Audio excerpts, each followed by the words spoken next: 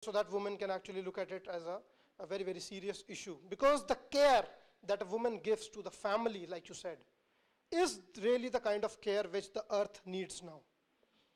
And I mean it, I'm very close to this sector. I've seen fossil fuel burning. I've seen what the result is. I've seen sulfur coming out. I've seen NOx levels coming out, and they need to be eliminated. And only a pure effect to it can bring that change. And that pure effect is nothing but the effect which a woman gives to the family or the society. So my humble request is that please look at this important point and consider yourself renewable energy, clean and pure. So that's the only thing I want to say today. Thank you so much for this opportunity. Thank you. Just sit on over there. Okay. So that was fascinating. I never thought of myself as renewable energy. But after all, we give birth, right? We're renewing ourselves all the time. And I do believe one of my little peep projects is I think the snake has a lot of power. A lot of people make fun of me because the snake is sort of my symbol. I go by it. But if you think about the snake, not in the Christian Bible sense, blah, blah, blah, but in the sense of medicine, consistently renewing. So I love that idea of renewal. Now, I have to say one thing, though. I agree with you 100%. But what I see in the United States right now, for example, is that all the women are almost forced to go into STEM, which we call science, technology, engineering, and math. I don't agree with that. Okay? I want women who feel the passion for science, technology, engineering, and math to do it, absolutely. But not because you're a woman, because then we're just reversing the old system, right? So, I mean, there's so much to think about, but renewable energy, I love that. Thank you for that. I'm going to take that home. I'm going to put that on Twitter tonight. Are you on Twitter? Yeah. Okay, good. So I'm going to put that on Twitter, and I'm going to say it was you. This was sort of the official piece, okay? I can talk a lot more, don't worry. I can talk for hours. So if you want me to, I can do.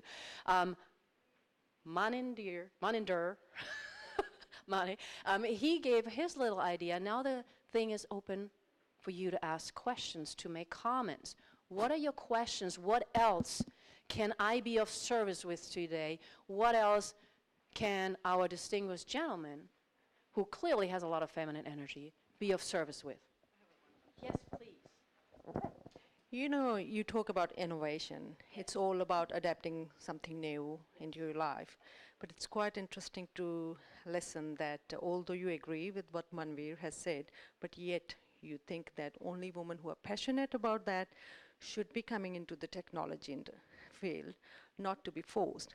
But sometimes I think because the culture has been built up that way, where women have been set to do certain things, and if we don't bring that innovation in our families while we are bringing our daughters up, and not forcing, but just leading them towards that field, maybe we won't be able to bring that change which Manveer is looking here for. So that's where I think innovation is all about empowering, no matter how we do it, by leading it. So, yeah, that's all I want to share. And I think this is not, let me just use that. We're small enough of a group. I agree with you. My daughter, I give her everything. I work on her with math. We gave her little things to play with, like computer games for 5-year-olds. Right? Learning how to, what is it called? I forget. To manipulate the little robot so that he goes where you want. She's working on that. She's working on writing her own book. She's reading full books. So I'm exposing her to everything. I'm also letting her she wanted to do martial arts, so she's doing martial arts. She used to do ballet. She's also swimming. Now she's taking piano. I'm exposing her to everything. So yes, and I think that is very innovative because I see it in her school. When I go back, I have to have a conversation with one of the teachers because they are not pushing on the girls. They are not pushing the math, right? So I agree with pushing or exposing. I prefer the term exposing. Just like with guys, with boys. I think we need to have them play with dolls to see what that's like because they may have feminine energy, right? And that's why we have more male nurses now. I love that. So I think we need to expose them to everything, but when I say they need to find their passion, is when they are exposed to all of that, then they will all of a sudden say, okay, this is what's calling me. And then they can make a choice. Because otherwise, remember how I started out, I say, you know, are you living or are you existing? So if you push too much, and I know we agree, if you push too much, then they're going to be existing and not living their lives, right? Like I said, my daughter initially took ballet. She loved everything about ballet, especially the running around with her friends. She still doesn't like to do the curtsy, so she stopped. And especially all of that glamour stuff, right? Yes. Sorry, just one thing to Manveer. You know, maybe we women don't show our stats in the jobs and all that as to be doing anything towards the power. But at home, I can tell you, Mom never allowed us to leave lights on in the bedroom. You know, we save what men are providing us out there by working in that field. We women are saving that. So we are contributing, maybe not showing, but we are. So just let's.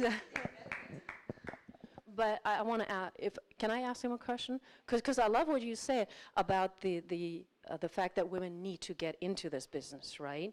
So since you're in the business and you said you've seen the male, the female, you see the renewable, you know all these people, what can you invite any woman or any mother or anybody to do right now if they're interested to learn more?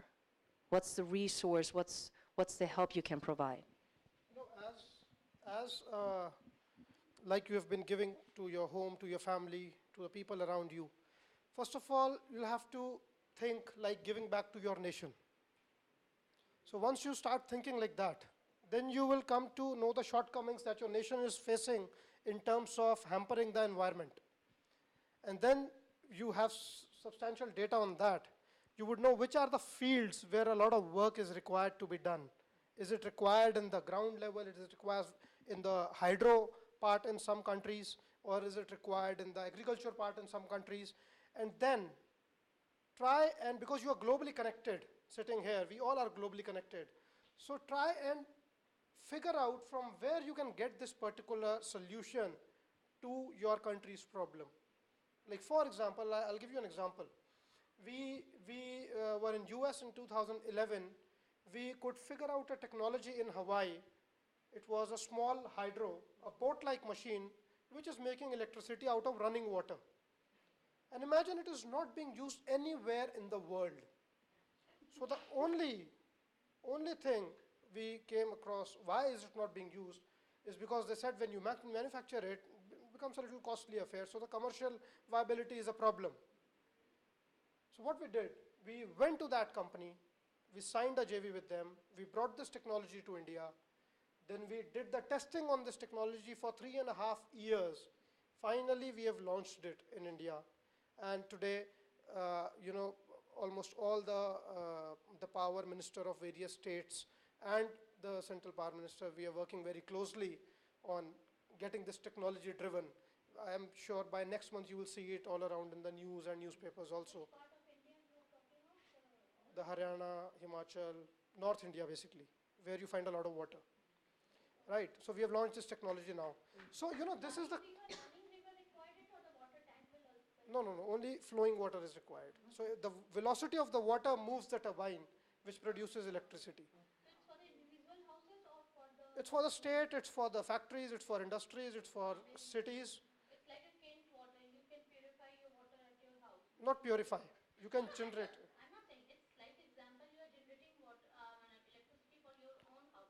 Yeah, it has a small unit also, very small unit of 6 feet can produce 3 kilowatt of electricity if you just put it in running water near your house.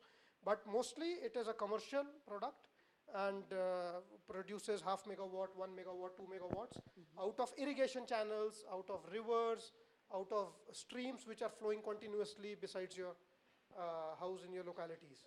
But So, you I know, think she just has an idea. so these kind of things. I think she's just doing an innovation to turn it from commercial to private, which goes back to a panel that I was on in the Peacock Room, where we need to go to the people who are facing the issues. Because you're sitting here and you're going, okay, well, how can I use that at home? Which is exactly what we're talking about, innovation. So how can she do that at home? Yeah. So what happens is, like, I'll give you an example, what the home technology is going to be, because it has already started working on that.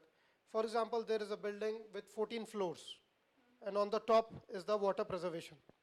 And there is a pipeline right to the ground, which supplies the water in all the flats of the houses. Now, this pipeline is generally 12 to 18 inches diameter. So if the same turbine is put in this pipeline and the water is running continuously from top to bottom the whole day, it produces 5 kilowatts, 10 kilowatts of electricity. So these are the kind of innovations which are required. Now this innovation, coming back to my main point, is not relevant for America today. They don't need it. But it is very, very relevant for a country like India. We still need it, we just don't admit it. Not as much as we do. Right, so we need it badly. Right, but you're So talking about in renewable Africa, energy. In so- India, so the only thing is recognizing what your nation wants, what your locality needs, then searching that particular thing, bringing it, and then for India, I would say Indianizing it. So that is what we got into in 2012, and continuously we are working on that, and giving, every time we come out with a product, every time we get sold before even we launch it. So, that's the reason because of this. And only innovation. So for these kind of things, for these kind of technologies, we are also looking for partners, global alliances across the world. For example, you talk about Germany. You're from Germany. Now, Germany needs a lot of heating all throughout the year. Yes. Now, I'll give you some data on Germany. Most of your heating is made out of electricity. Gas and electricity. Gas, electricity made out of gas. Yes. Now, But remember, I now live in the United States. no worries. The base So, is so still German. they always have the AC on. Even in American, even in US, Yes. the gas produces electricity. Yes. Now, I'll tell you one thing. When the gas produces electricity, this electricity unit is coming out at 35% efficiency. And around 65% is going out as waste heat. Yeah. So the exhaust which comes out of the turbines or engines is the waste heat. That is 65% of energy going waste in gas-based power plants. So what we started doing is we capture this waste heat and convert it into heating or cooling. Air conditioning or heating that you require in the premises. Right. So these kind of technologies are required even in US today. Yes, absolutely. They are required even in Germany today. You only need people who can promote it. You only need the right kind of alliances for this. We went to, we did the largest plant in the world, which is 52,000 tons. Yeah, okay. We did the largest plant in the world, which is 52,000 tons of air conditioning coming out of waste heat. It's right here, DLF Cyber City. Okay, 21 million square feet area. The whole air conditioning is made out of waste heat. Now, when we had to do this plant, our only case reference in the whole world was in Houston.